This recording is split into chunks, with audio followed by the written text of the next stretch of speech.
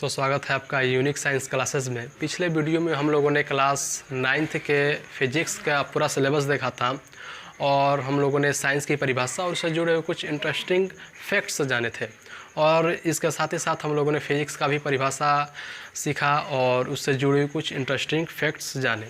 अगर जो आपने वो वीडियो नहीं देखा है तो डिस्क्रिप्शन में उसका लिंक दिया गया है, पहले वो वीडियो देख लें तब आज का ये वीडियो देखें। आइए शुरू करते हैं। आज हम मापन, जो क्लास 9th के फिजिक्स का पहला चैप्टर है। मापन किसे कहते हैं? तो किसी भौतिक राशि के परिमाण को संख्याओं में व्यक्त करने को मापन कहते हैं। भौतिक राशि यानी जिसे हम माप या तौल सकते हैं उससे हम लोग भौतिक राशि कहते हैं। उसके परिमाण को, परिमाण मतलब आंकड़ा, उस आंकड़े को यदि हम संख्या में व्यक्त कर दें तो उसे ही हम कहते हैं मापन। जैसे भौतिक राशि हो गया, मान लीजिए लंबाई। इस लंबाई को परिमाण मान लीजिए कि 4 मीटर आ रहा है, तो इसी को हम लोगों ने संख्या में व्यक्त कर दिया, तो यही हो गया मापन। अब हम पढ़ते हैं भौतिक राशि। भौतिक राशि वैसी राशि जिसे मापा या तौला जा सकता है उसे भौतिक राशि कहते हैं। जैसे द्रव्यमान, द्रव्यमान को हम लोग माप नहीं लेकिन तौल सकते हैं, केजी में इसको तौलते हैं, किलोग्राम में। लंबाई मीटर में इसे हम मापते हैं। समय सेकेंड में हम इसे मापते हैं। ऊर्जा जूल में इसे मापते हैं। बल न्यूटन में इसे मापते हैं। तो वो भौतिक राशि है जिसे हम लोग माप या तौल सकते हैं, उसे ही हम लोग भौतिक राशि कहते हैं। अब आइए जानते हैं हम लोग मात्रक के बारे में। मात्रक क्या है? ऐसा मानक जिनका उपयोग इन्हीं भौतिक राशियों को मापने के लिए किया जाता है उसे हम लोग मात्रक या इकाई कहते हैं।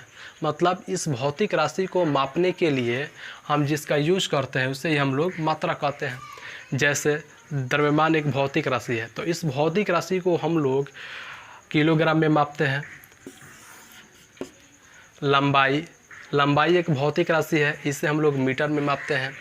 समय एक भौतिक राशि है, इसे हम लोग सेकेंड में मापते हैं। ऊर्जा ये भी भौतिक राशि, इसे जूल में मापते हैं। बल इसे हम लोग न्यूटन में मापते हैं। तो भौतिक राशि को जिसमें मापते हैं उसे ही हम लोग मात्रक कहते हैं। अब आगे हम लोग मात्रक के प्रकार पढ़ेंगे। मात्रक कुल 3 प्रकार के होते हैं, तो अब हम मात्रक के 3 प्रकार को पढ़ेंगे। ट्राई करेंगे हम मात्रक के प्रकार। मात्रक कुल 3 प्रकार के होते हैं: मूल मात्रक, व्युत्पन्न मात्रक और सहायक मात्रक। तो सबसे पहले हम लोग मूल मात्रक के बारे में पढ़ाई करेंगे। मूल मात्रक को इंग्लिश में फंडामेंटल यूनिट कहते हैं। ये जो मात्रक होता है मूल मात्रक, किसी दूसरे मात्रक पर निर्भर नहीं करता है। यह मूल मात्रक ना व्युत्पन्न मात्रक पर निर्भर करता है और ना ही सहायक मात्रक पर निर्भर करता है। ये मूल मात्रक एकदम स्वतंत्र होता है।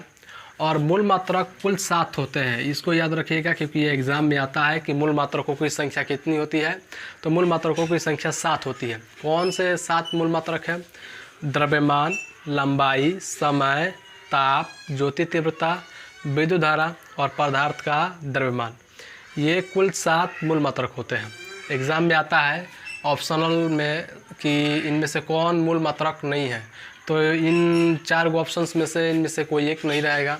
या फिर ऐसे भी आता है कि इनमें से कौन मूल मात्रक है, तो इन 7 में से कोई एक रहेगा, तो आपको वो चूज़ करना पड़ेगा। तो 9th के एग्ज़ाम में ये सवाल आते हैं मूल मात्रक से। अब व्युत्पन्न मात्रक। व्युत्पन्न मात्रक जो है वो मूल मात्रक पर निर्भर करता है। तो वैसा मात्रक जो मूल मात्रक पर यानी इस पर निर्भर करे उसे ही हम लोग व्युत्पन्न मात्रक कहते हैं। आइए देखते हैं कि व्युत्पन्न मात्रक मूल मात्रक पर कैसे निर्भर करता है। जैसे चाल का मात्रक, जैसे चाल की सूत्र होता है दूरी बटा समय। दूरी को हम लोग लंबाई में मापते हैं और समय ही है। समय को हम लोग सेकेंड में मापते हैं, लेकिन सेकेंड में क्या है, एक समय ही है। तो लंबाई को हम लोगों ने कहाँ से निकाला?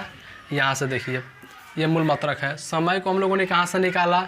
यहाँ से, मूल मात्रक से। तो मूल मात्रक से ये सहायता लिया तभी ये व्युत्पन्न मात्रक बना, चाल का मात्रक, दूरी बटा समय। अब एक और देख लेते हैं। जैसे बल का मात्रक। बल का होता है द्रव्यमान गुणित त्वरण। अब देखिए, द्रव्यमान गुणित त्वरण बल का मात्रक होता है। तो द्रव्यमान ये मूल मात्रक है और त्वरण का होता है मीटर सेकेंड। मीटर क्या है? लंबाई है। तो हम लोगों ने मूल मात्रक से ही व्युत्पन्न मात्रक को बनाया। तो व्युत्पन्न मात्रक क्या है? तो वैसा मात्रक जो मूल मात्रक पर निर्भर करता है उसे हम लोग व्युत्पन्न मात्रक कहते हैं। यह स्वतंत्र नहीं रहता है, जबकि मूल मात्रक स्वतंत्र रहता है। अब ये तीसरा देखते हैं सहायक मात्रक के बारे में, जिसे हम लोग सप्लीमेंट्री यूनिट कहते हैं। यह मूल मात्रकों की सहायता करता है, जैसे समतल कोण का ऐसा ही मात्रक होता है रेडियन। ठोस कोण का ऐसा ही मात्रक होता है स्टेरेडियन। ये सहायक मात्रक के बारे में आप लोग 11th में थोड़ा विस्तार से पढ़ेंगे।